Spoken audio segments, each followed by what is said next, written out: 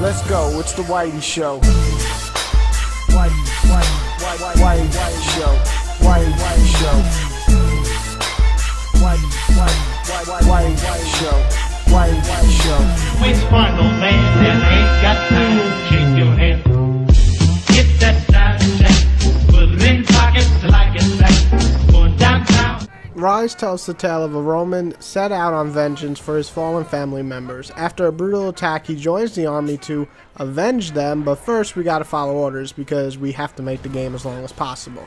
The gameplay decides to take on a very cinematic approach, heavy on the special looking kills, stylish landscapes, and gritty world. Do we have the best Rome era game? We're gonna check it out right now.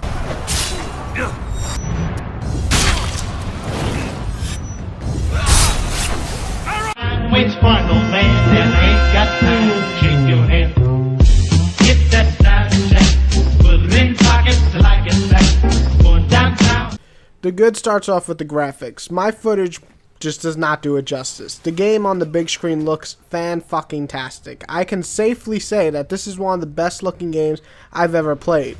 From wonderful blood effects, terrific landscape areas, and some amazing explosions, you have one of the best looking games to ever touch a console. Gods.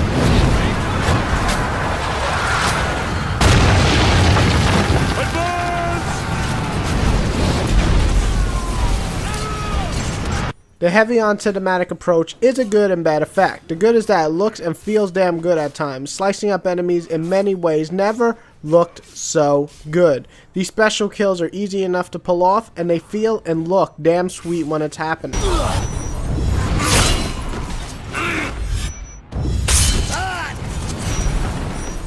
The story isn't total garbage, which caught me off guard. It won't win any awards, but with a solid vocal track and a few decent twists along the way and a decent ending, I can't really hate on this one too much.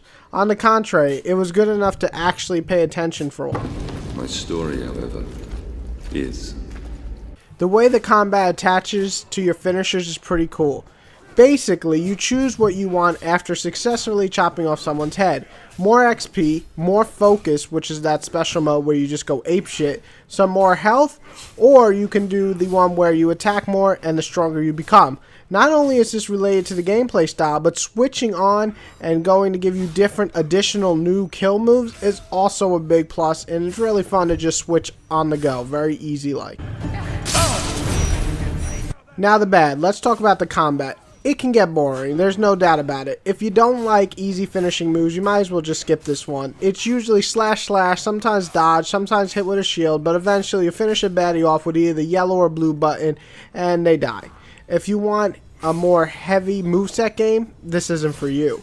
The level design is nice looking, no doubt about that, but very, very linear. Straight lines with very small arenas to fight in. After games like Devil May Cry, where the stuff just keeps randomly changing, and Metal Gear Rising, where it's big and fun to fight in, it's kind of hard to just accept these small areas, and they don't really do much to enhance the overall experience. The game lasts also only around 6 hours, usually not a huge negative, but when your online mode sucks and there's no real reason to replay this, it's not really worth the hefty $60 price tag. At $30 it would have been a perfect second purchase, but definitely not the full $60. The only negative I can think of is there's some terrible side things to do, like shooting the arrows, those segments, they're just not very fun, and failing them is actually more annoying than anything.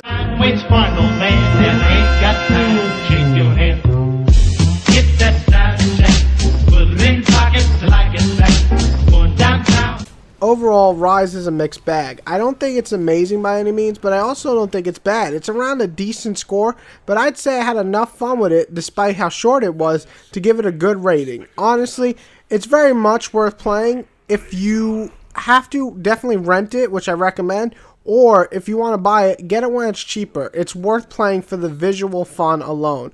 I give Ryse a 7 out of 10, and it's definitely worth checking out, just not buying for $60.